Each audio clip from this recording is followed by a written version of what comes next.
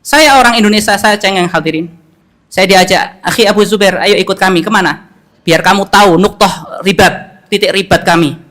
Saya antar beberapa ikhwah satu mobil di situ, mereka berjaga. Besoknya saya dapat kabar, akhi Abu Fulan syahid terkena sniper, tembus kepalanya pecah dan langsung syahid. Kemudian saya datang ke rumah keluarganya. Saya peluk ayahnya. Isbir ya ammu, isbir ya ammu. Saya mengatakan isbir ya ammu. Sabar paman, insya Allah syahid. Maka saya menangis, saya ditepuk oleh ayahnya. Hani'uni, fa inna ibni syahidun. Beri selamat untuk saya, karena anakku syahid. Beri selamat. Saya yang sudah nangis, geru-geru, itu pamannya mengatakan, saya diberikan hiburan oleh bapaknya. Ayo kasih selamat untuk saya. Putra saya itu syahid. Kemudian seorang ibu juga sama. Ini juga saya dapat cerita tuh, saya ulang-ulangi sampai menangis. Ini betapa bahkan hatta ummahatnya di sana tuh luar biasa. Seorang ummahat diberikan kabar anaknya syahid di medan pertempuran. Mak, putramu syahid, mak. Perempuan ini kemudian dia tidak niyah meratap menyobek-nyobek bajunya, tapi dia itu keluar dari rumahnya di pinggir jalan, dia berteriak ke orang-orang di jalanan itu. Ayyuhan nas, al-an astati'u farasi amamakum fi baiti syahidun. Hei orang-orang, saksikan sekarang, saya bisa loh mengangkat kepala saya di hadapan kalian. Kenapa? Saya sudah punya syahid di rumah saya. Saya sudah punya syahid, anakku sudah syahid. Sekarang saya bisa ngangkat kepala, saya nggak malu lagi. Kemudian juga saya masuk di sebuah pedesaan di situ. Di situ saya masuk di masjid, waktu itu ada program untuk pengadaan speaker. Di samping masjid ada anak-anak suara mengaji dan seterusnya. Ya akhi, hal anta ta'rif man bil janib? Akhi, ngerti nggak kamu siapa orang-orang yang berada di samping itu? Ya saya nggak ngerti siapa mereka, toh saya juga baru datang ke sini. Haula'il atfal yata'allamunal Qur'an. Itu adalah anak-anak yang sedang belajar Al-Qur'an, belajar TPQ. Dan tahu siapa gurunya? Al-muallimah. Adalah seorang ibu. Seorang ibu yang suaminya syahid di medan pertempuran. Di awal-awal surah suaminya syahid, dan anaknya yang masih berusia belia kemudian disuruh ibunya untuk mengikuti jejak langkah ayahnya, berangkat ke medan jihad. Ketika sudah di medan jihad, qadarullah, dia menginjak ranjau, boom. Apa yang terjadi? Belah badannya, bercacar itu dagingnya. Kemudian si ibu dikasih tahu, mak, putramu menginjak ranjau, mati, gugur, syahid.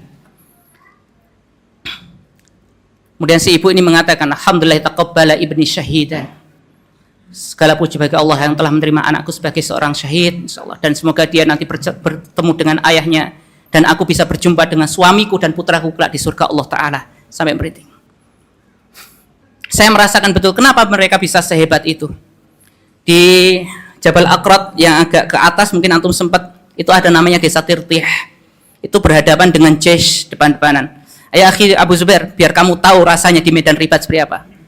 Naiklah kami ke sebuah tempat, itu Masya Allah tempatnya luar biasa untuk kita sampai ke situ. Itu bukan hanya jalannya yang landai, yang terjal, tapi di situ langsung berhadapan dengan Jaish, dengan tank-tanknya. Itu kalau sampai ketahuan, selesai kita. Akhirnya dengan menguat-nguatkan hati saya ikut 4 orang. Tiba-tiba ketika kita sedang duduk-duduk itu, ya, seorang ikhwah mengatakan, Jaish taqaddam. Itu tentara rezim maju. Berikan saya Jeep Dragunov. Saya Dragunov, sniper, tembak der gitu kan. Ternyata salah langkah. Kenapa? Begitu tembakan itu meletus, berarti apa? Ketahuan posisi kita. Subhanallah. Disitulah saya merasakan betul hadirin, itu kematian di depan. Jadi ketika sudah ketahuan posisi kami, tank Jaish itu maju saya. Jadi tempat kami Khandaq itu langsung dihajar tank. Boom, itu langsung ning, di sini tuh sudah saya kehilangan kesadaran. Ning, itu boom, saya terpentalkan gulung-gulung itu kan sampai berasap-asap. Abu Zubair, Abu Zubair, Di sini saya udah kehilangan kesadaran, itu dihajar mortarnya tank itu sampai guling-guling. Kemudian komandan yang di situ, komandan ribat itu, dia pegang BKC-nya, dia naik betul-betul di atas kondak tanpa ada penghalang. Dia naik dengan berbadan begitu, langsung dihabisi amunisinya itu sampai habis dia. Saya yang di situ meringkuk di sampingnya, ya Allah, betul-betul nggak pakai penghalang apapun sampai habis. Dan terjadilah apa yang terjadi, ikhwah. Kita terkepung sampai menjelang maghrib.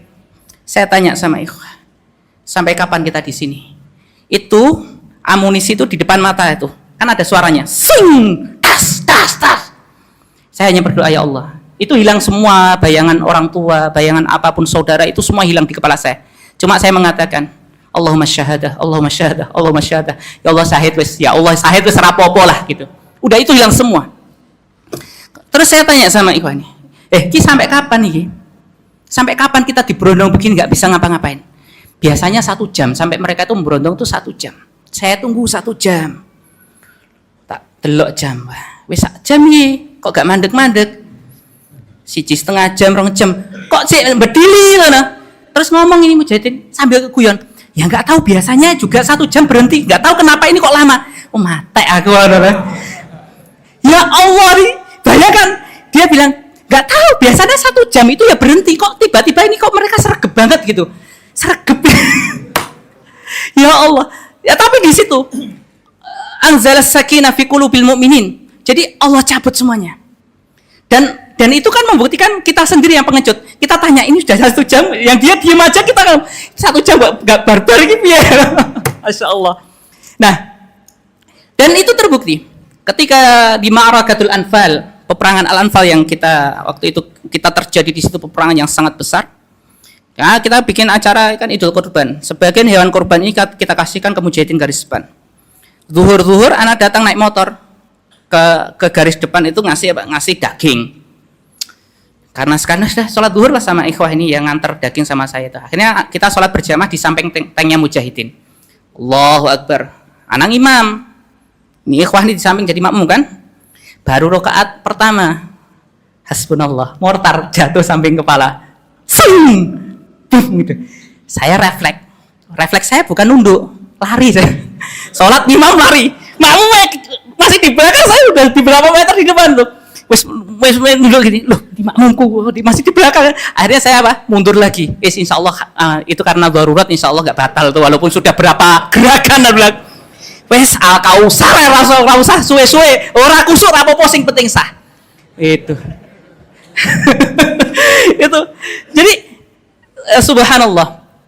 Kemudian kita dapatkan ya kesabaran yang luar biasa di situ ya. Kesabaran yang luar biasa Allah tampakkan. Kemudian bagaimana mereka mendidik anak-anak negeri Syam ini di depan mata kepala saya sendiri, Masya Allah. Itu masyayikh itu ketika Mujahidin ribat masih melakukan halaqah Quran, halaqah tarbawiyah di situ.